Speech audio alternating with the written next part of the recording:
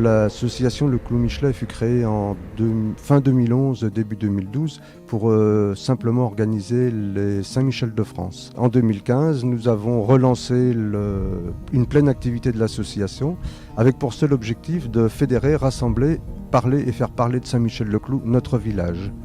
Pour y parvenir, nous avons développé 4 axes de travail: la mise en valeur et la restauration du patrimoine matériel, l'organisation de manifestations culturelles, festives et solidaires, et la recherche et la rédaction d'ouvrages sur l'histoire du village. Ce livre, au départ, c'était un feuillet qui était prévu sur le patrimoine matériel uniquement. Et puis vint le premier confinement et on a, disons, fait des recherches plus approfondies sur ce patrimoine matériel. Et puis vint aussi à la suite le deuxième confinement. Et puis on s'est dit, il y a aussi le côté humain. Et on s'est aperçu qu'avec les recensements de 1901 et 1936, il y avait 32 métiers différents sur la commune. Donc on s'est dit, on va faire vivre le village à travers ses artisans, à travers ses fêtes aussi, ses coutumes. L'histoire part avec 2 personnages qui se promènent dans le livre, qui se sont connus. L'amitié est née lors de la guerre de 1914. Et donc l'un est Michelet et puis l'autre est d'ailleurs.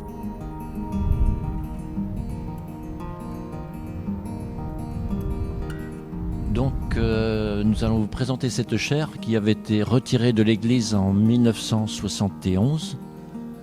Nous l'avons retrouvée et nous nous sommes dit, au nom du Clou Michelet, nous sommes capables de la remonter. Donc l'équipe matérielle emmenée de main de maître par Joël Le Breton, qui en est le responsable, s'est affairée à la remettre en état, entourée de spécialistes, et puis voilà le résultat. Je pense qu'elle est resplendissante à sa place. Nous sommes ici à la fontaine de Beaulieu, fontaine qui fut restaurée par les bénévoles du Clou Michelet en 2018 et 2019. Pour quelle raison cette restauration ?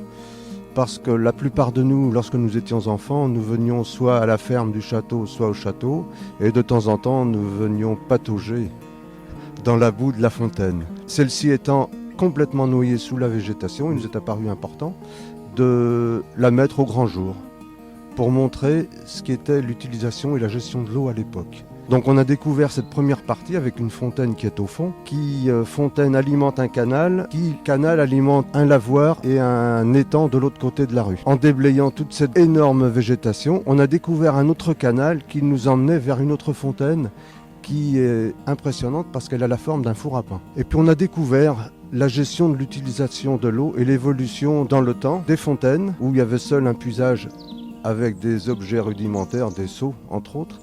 Ensuite, les propriétaires des lieux ont installé une pompe à godet qui alimentait un abreuvoir à animaux côté rue, qui alimentait également les jardins qui se trouvent derrière nous.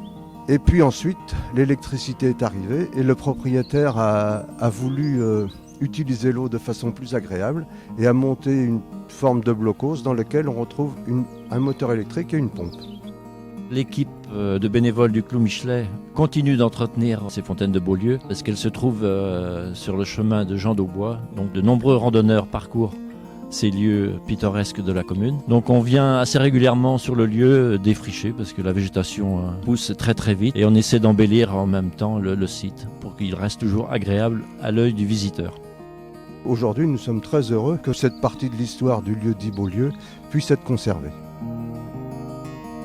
Donc nous voici devant le four à pain de rue de la Garde à la Meilleraie. Donc voilà un sujet de réflexion parmi tant d'autres. Bon, vous voyez la face avant, après le démontage du fournil. Mais l'hiver 2022-2023 devrait bien se passer. On a mis le bâtiment hors d'eau et on devrait terminer les finitions au printemps 2023. Donc je m'avance un peu, mais certainement qu'en 2023, on réalisera une manifestation autour du four. C'est dans les réflexions à venir. Donc pour 2023, les habitants de Saint-Michel sont prévenus. Nous organiserons une manifestation autour du four. L'ensemble du travail de nos bénévoles nous a permis en 2019 de recevoir quelque chose de fort intéressant pour notre association, c'est la reconnaissance de l'intérêt général, qui nous a permis, comme premier objectif, d'acquérir un orgue pour l'église et de le faire parrainer par Jim Manson.